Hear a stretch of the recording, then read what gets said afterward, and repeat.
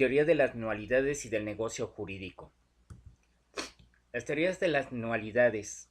La nulidad proviene del latín medieval nullitas, derivado del clásico nullus, que es ninguno.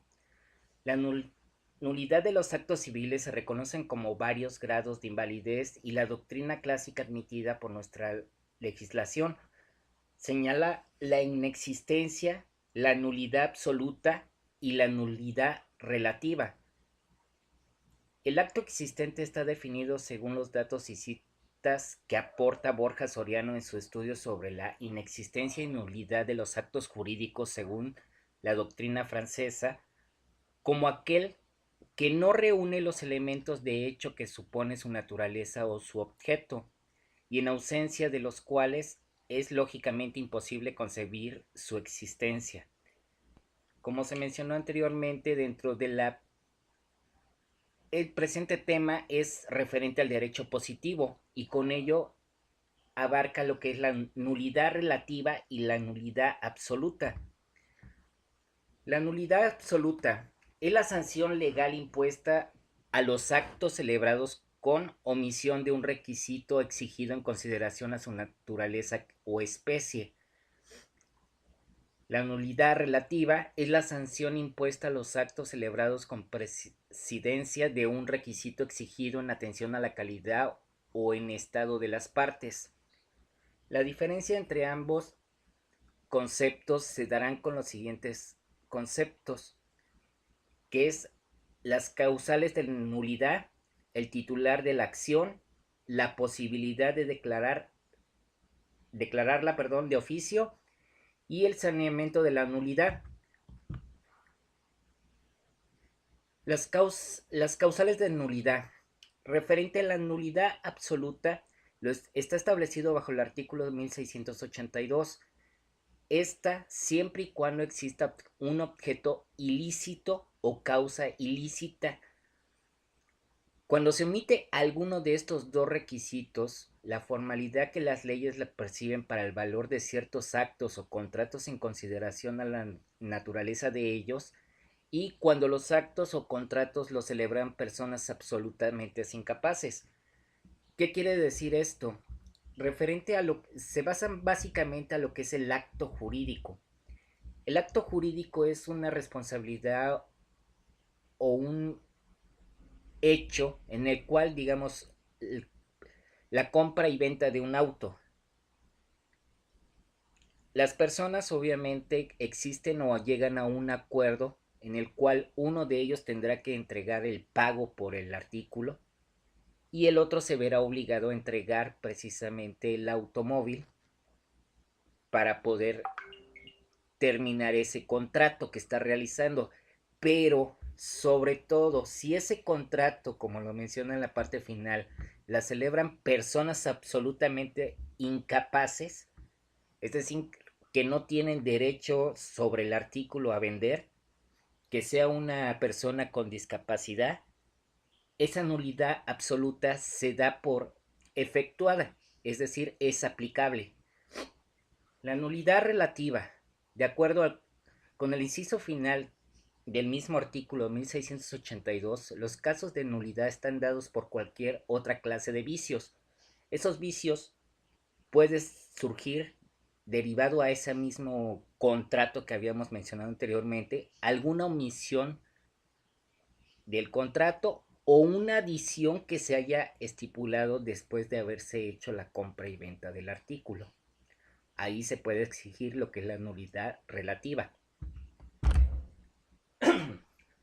Punto 2. Los titulares de la acción de nulidad. Con respecto a la nulidad absoluta, le establece el artículo 1683, se podrá alegar todo aquel que tenga interés sobre ello. El Ministerio Público con interés en la moral o la ley, esto bajo los hechos de lo que sean acreedores y herederos. La nulidad relativa. Se podrá alegar a aquellos en cuyo beneficio le haya establecido las leyes, herederos cesionarios. ¿Qué quiere decir esto? Pongamos un ejemplo más claro.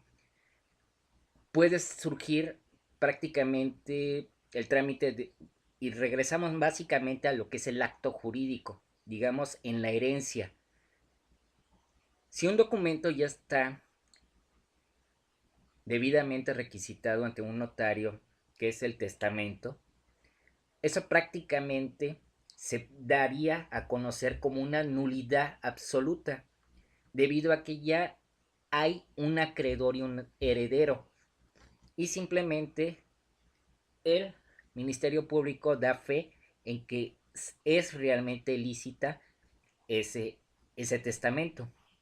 Por otro lado, si la persona muere de manera intestada, en este caso prácticamente se podrá exigir o se podrá alegar la nulidad relativa, debido a que se podría solicitar por medio al establecimiento de las leyes por medio de los herederos o los cesionarios de las cosas que se hayan dejado.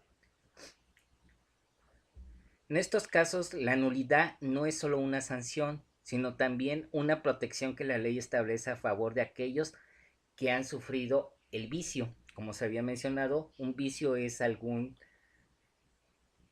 defecto, alguna modificación inclusive que se haya hecho a la herencia, al testamento más bien, y en ello podría basarse o aplicarse este titulares de la acción de nulidad. Tercer punto, en cuanto a la posibilidad de declararla de manera de oficio. Referente a la nulidad absoluta, la establece única y exclusivamente un juez, siempre y cuando esta acción o este acto aparezca como manifiesto en el contrato o acto. Por otro lado, la nulidad relativa, esta debe de ser siempre solicitada a petición de parte exclusivamente. Regresamos al mismo hecho. Prácticamente el caso de una herencia. De manera absoluta, el juez debe de establecerlo o girar una orden de presentación para las personas que sean mencionadas en ese testamento para hacer efectivo o entregar los bienes mediante el contrato o el acto que ya había realizado la persona en vida.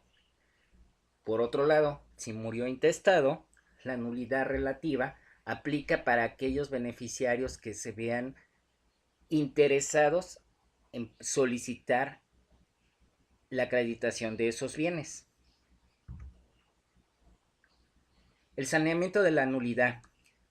La nulidad absoluta puede sanearse por el transcurso del tiempo, 10 años contados desde la celebración del contrato o acto, perdón. Es decir, si después de 10 años un contrato no se da alguna queja, por así mencionarlo, después de este periodo de tiempo se extingue la acción de la nulidad. Digamos que se termina el periodo de garantía que se tiene sobre la reclamación del artículo adquirido o servicio, podría ser. Y la nulidad relativa se manifiesta realmente por dos vías, que es el transcurso de tiempo, el periodo de 4 años bajo los artículos 1691 y 1692, y por la ratificación de las partes bajo el artículo 1684, donde puede sanearse por la convalidación, es decir, porque la persona se presentó a testificar o reconfirmar que estaba de acuerdo en, digamos, la suspensión de actividades sobre algún ilícito o alguna demanda que haya propuesto. Por último, el negocio jurídico. Para este concepto se hablará de manera anticipada del siguiente concepto, que bueno, ya de alguna manera se ha estado mencionado en las anteriores conceptos. El acto jurídico no es más que la manifestación de voluntad de crear, regular, modificar o extinguir relaciones jurídicas. La voluntad de la persona, voluntario entre persona y abogado para modificar las cosas. Como había puesto en ejemplo, la venta de un auto. En este caso ocuparemos la compra y venta de una casa. El comprador y el vendedor, en este caso, harán una transferencia por dicho artículo, en donde prácticamente el negocio jurídico no es otra manera más que obligar a esas dos partes en que se cumplan lo establecido en el contrato, buscando netamente los beneficios económicos. Esto puede afectar a los intereses privados, dado que la ley lo dota de fuerza para hacer cumplir los actos jurídicos, es decir, el contrato celebrado entre esas dos personas. Con esto se hace, como había mencionado, o se obliga a las partes a cumplir las obligaciones, una tanto en transferir o entregar el artículo y la otra parte en hacer el pago por el mismo. Bueno, pues es todo, compañeros, que tengan una excelente noche. Hasta luego.